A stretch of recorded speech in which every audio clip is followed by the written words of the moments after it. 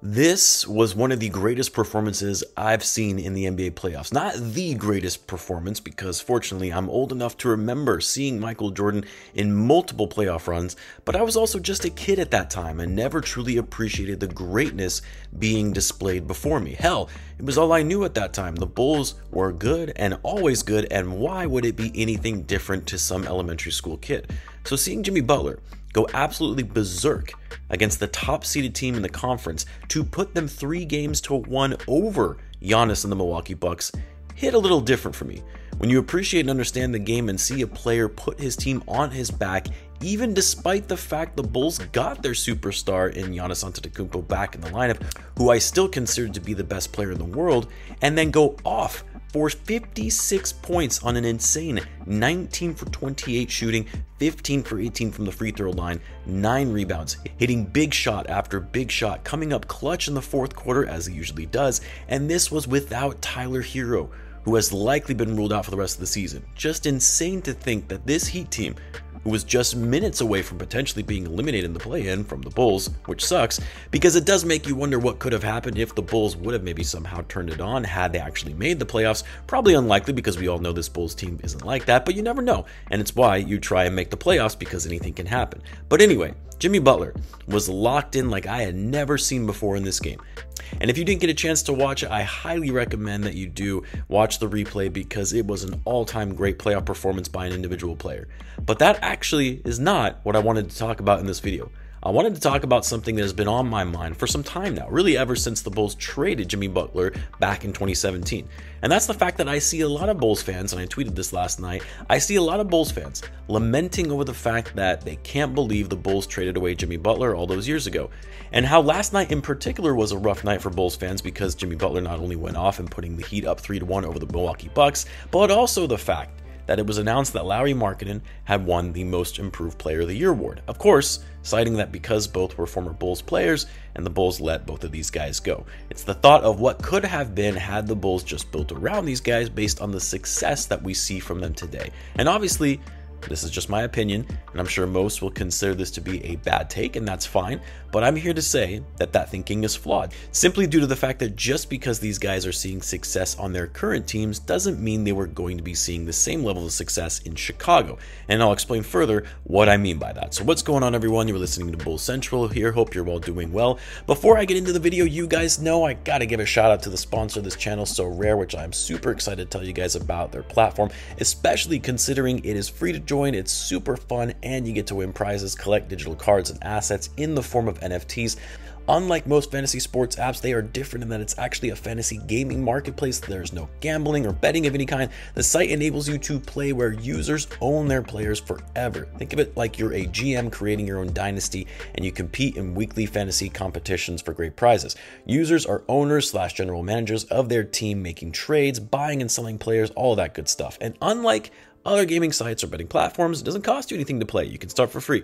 I've actually created my own private league, which now has 61 members in the league, by the way. A big shout out to all those who have joined the league thus far, and a shout out to Yazstastic81 for finishing first last week. I actually finished fourth, by the way, not to toot my own horn or anything, but anyway, we've got our Bulls Central private league where we can compete and play against each other for prizes and offers. So check it out if you're interested. Join my private league. Link to that is in the description. We've got some great people in there, and thanks again to So Rare for sponsoring this video. Now, when the Bulls traded away Jimmy Butler in 2017, I was pretty devastated. Jimmy Butler was by far and away my favorite Bull at that time. He was one of the best players the organization had seen since Michael Jordan. He hustled, he gave it his all when he was on the floor, and could play at an elite level on both ends of the floor. And when the Bulls decided to move on from him, this being the offseason after the Bulls had moved on from Derrick Rose and letting Joakim Noah and Pau Gasol walk in free agency, you knew the Bulls were going to be going on a long and tiresome rebuild of being bad for multiple seasons. I hated every aspect about that trade, still do in fact. But it's not hard to see that Jimmy Butler is on another level and still playing at said level 6 years after the trade. But at the same time, while I get that most Bulls fans are frustrated and still rehashing this trade years later, let's not try and act like Jimmy Butler would have succeeded in the way he is now in Chicago. You see, Jimmy Butler is a very unique breed that is often lost on a good portion of players in today's NBA. He's a fierce competitor, and if you don't meet his level of intensity and effort, he's going to let you hear about it. You don't necessarily have to meet his level of skill, but you damn sure better try your hardest to get there and continue working on your game every day to get better. Jimmy wasn't shy about expressing this to the media either. When he felt the team wasn't being coached hard enough, he let the public know. When he felt that young guys were being lazy, he let you know about it. People forget that until Jimmy got to Miami, he was seen as a bad teammate or a bad locker room presence in the eyes of many around the league, forcing his way out of Minneapolis, going off on players in practice, calling them soft, shouting at the GM that he needed him, to then not fitting in that half season that he played with the Sixers before they ultimately executed a sign and trade that would send him to Miami. There was this perception around the league that as good as Jimmy was, and how great of a competitor he was toxic and not worth a max level contract. They were wrong, because Jimmy continues to ball and gets the best out of his teammates along the way. But at the end of the day, a player like Jimmy Butler needs to be surrounded in a culture that matches his level of work ethic. And it's unfortunate to say, but he was never going to get that in Chicago. Not under the horrible front office of Gar Pax, the terrible and cheap ownership of the Reinsdorfs, and a coach who should have never been hired in the NBA to begin with in Fred Hoiberg. So when I hear Bulls fans say we should have never let Jimmy go, it was a mistake to not just build around him. Look at what he's doing now. We could have had that. Yes, we could have had a franchise player. We could have had one of the best two-way players in the NBA. Yes, we could have had a superstar that actually gives a damn when he's out there on the court. But if we're being honest with ourselves, that was never going to happen with Jimmy Butler in Chicago. It was never going to happen for him in Minnie or in Philadelphia. He has found his home in Miami and is thriving in it. Not saying that that's right, because you would hope he could have been successful in Chicago and the Bulls would be a much better organization and in a better state where they are today if they had just built around Jimmy. But this organization, especially at the time under Gar Pax and Hoiberg as the head coach, was not the right culture and environment for someone like him. Let's also not forget that Jimmy Butler, while I know a lot of people are going to disagree with this take, didn't always seem to be locked in when he was on the Bulls, even in the biggest moments. He missed the playoffs in the first season under Fred Hoiberg, and the following year, in the 3 Alpha season, the Bulls finished with a .500 record, barely squeaking into the playoffs, and although they went up 2-0 on the number 1 seeded Boston Celtics, winning both games in Boston, after Rondo went down and missed the rest of the series, the Bulls lost 4 straight, including 2 in a row at home. I know playoff Rondo was a thing, but Jimmy being the best player in that entire series, losing 4 straight games like that when you had such a big advantage is not a good look.